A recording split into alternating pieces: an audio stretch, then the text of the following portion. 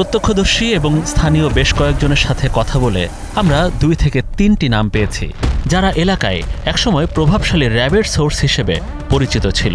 এরা হলো বলি জাফর, আলকাস মল্লিক এবং শাহ আলম। এর মধ্যে বলি জাফর মারা গেছেন 2-3 বছর আগে। শাহ আলম এলাকা ছাড়া বহুদিন ধরে, আর আলকাস মল্লিক 2011 সাল থেকে এখনও নিখোঁজ। আলকাসের বিষয়টি জেনে খটকা লাগলো আমাদের। আমরা এখানে এসে আলকাসের বাড়িতে এসে যেটা জানতে পেরেছি যে আলকাস অনেক দিন ধরে তিনি নিজেই গুম। আমরা তার পরিবারের সাথে একটু কথা বলতে চাই, জানতে চাই কেন তিনি গুম হয়েছেন বা এখনও নিখোঁজ তিনি কেন।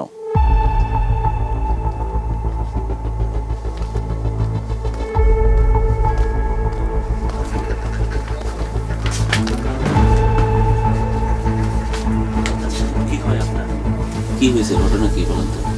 হ্যাঁ, র্যাবে নেছে আর ফির যায় নাই। আপনারা বলছেন ওনারা নাকি র্যাবে নেছে, এটা কিভাবে জানছেন? র্যাবে নেছে, র্যাবে লগে যাইতে টাইতে র্যাবে রাগাল হলেন। র্যাবের সাথে কাজ টাজ করতো, ওই র্যাব আইতে টাইতে হেগো লাগে দেখাটা শুনো করতো।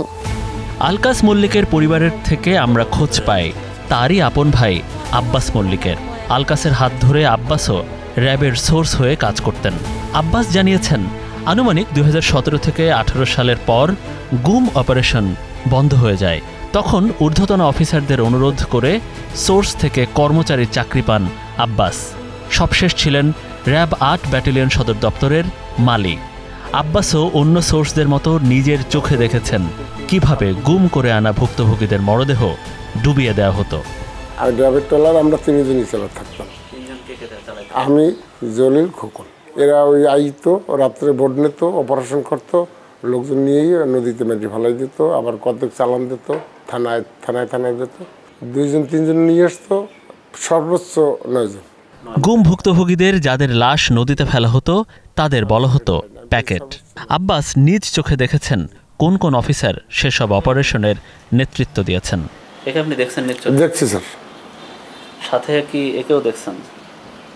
সরি, সাথে একেও দেখছেন? হ্যাঁ, এরও দেখছি। এরও দেখছেন? দেখছি স্যার। আপনি আবার হচ্ছে চেহারাটা দেখেন? দেখছি স্যার। এটাকে? দেখছি। ওনারা কোত্থেকে আসতো? ওনার গাড়িতে কোথেকে আসছে আমি জানতাম। ওনারা ঢাকার অফিসার? হ্যাঁ। আপনি তো র্যাবে এটা কাজ করতেন? জি, এটা আমাকে র্যাবের না এটা। এই জন্য বলছেন যে ঢাকার? হ্যাঁ, র্যাবের না স্যার, আমি র্যাবেরটাই এখন দেইনি।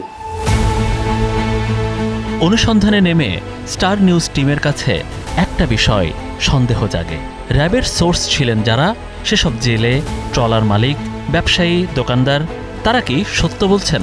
সেটা তো যাচাই করতে হবে আমাদের। আমরা শরণাপন্ন হই চরদোয়ানির 2 জনপ্রতিনিধির, স্থানীয় সাবেক ইউপি সদস্য মিজানুর রহমান এবং সাবেক ইউপি চেয়ারম্যান কামরুল ইসলাম। দুজনের একই বক্তব্য, বছরের পর বছর ধরে অপারেশনের নামে এগুলোই হয়েছে সুন্দরবন সংলগ্ন পাথরঘাটা এলাকায়। হ্যাঁ, অপারেশন আছে, তো এটা তো আমরা ডিপার্টমেন্টালভাবে জানতাম না, ওদের অ্যাক্টিভিটিসে আমরা জানতাম। ওরা নিজেরা বলতো হ্যাঁ আজ বড় সার আইবে, আজ বড় সার আসছে, আজ বড় সার আইবে, বহুত আছে, ওগো দাফাদাফি, ওগো অ্যারেঞ্জমেন্ট, ওগো ইতে আমরা সব বুঝে যাইতাম। ওই যখন আসতো তখন 2-3 মানে অর্থাৎ 2-3টা ট্রলার যেত এবং 2-3টা গ্রুপ র্যাবের মধ্যেই, অর্থাৎ ধরেন ঢাকার থেকে একটা টিম আসতো, বরিশাল 8 থেকে আসতো, আর স্থানীয় যে র্যাবের যে সোর্স তাদের মাধ্যমে কাজগুলি হতো।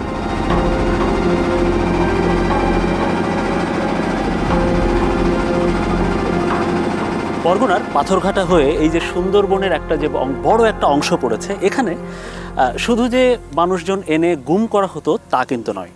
এখানে আরও একটি যেটা করা হতো সেটা হচ্ছে বন্দুক যুদ্ধ দেখানো হতো, জলদস্যু, বনদস্যু, ডাকাত, অস্ত্র উদ্ধার, এই সব করা হতো এই জঙ্গলে। মাঝ নদীতে বা একেবারে সাগরমুখ মোহনায় ফেলা হতো লাশ, গুম করা লাশ। আর আমার এখানে থাকা এই জঙ্গলগুলোতে, আমি যেখানে দাঁড়িয়ে আছি, এরকম প্রায় 5 থেকে 7টি চরের এলাকার যে সুন্দরবনের যে বিশাল যে বনাঞ্চল, সেই বনাঞ্চলে জলদস্যু আটক এবং অস্ত্র উদ্ধার দেখানো হতো। প্রত্যক্ষদর্শীদের কাছে বর্ণনা শুনে আমরা একটি চিত্র হাজির করতে পেরেছি। ঢাকা বা বরিশাল থেকে গুমের ভুক্তভোগীদের নিয়ে র্যাবের গাড়িবহর আসত ভান্ডারিয়া হয়ে মঠবাড়িয়া পাথরঘাটা সড়ক ধরে চরদোয়ানি। সেখানে বাজারের পাশে বরফ কলের সামনে তারা গাড়ি রাখত। বরফকলের সামনের থেকে ট্রলারে উঠে সোজা বলেশ্বর নদীতে। চরদোয়ানি খাল থেকে নদীর মোহনা, এরপর 2 থেকে 2.5 ঘন্টা ট্রলার চললেই বঙ্গোপসাগরের মোহনা। নির্দিষ্ট এলাকায় পৌঁছানোর পর কোনো কোনো সময় শুরু হতো মহড়া। স্থানীয়দের বন্দুকযুদ্ধ বোঝানোর জন্য বেশ কিছুক্ষণ ধরে ফাঁকা গুলি ছোড়া হতো। ঠিক যখন নদীতে ভাটা নামত তখন গুমের ভুক্তভোগীদের মরদেহ ফেলে দেয়া হতো, যাতে তা গভীর সমুদ্রের মাঝে ভাটা ধরে চলে যায়। এখানে কেন ফেলতো? এর থেকে দূরে না কেন? এর থেকে ওই পাশে না? এখানে পানিটা গভীর পানি স্যার, এইখানে একটা গভীর পানি আছে, আর এর উপরে যে আমরা চদন থেকে বের হচ্ছি নলি বলছি না, ওখানে একটা গভীর পানি আছে। আমার জানা মতো 200-র উপরে করছে।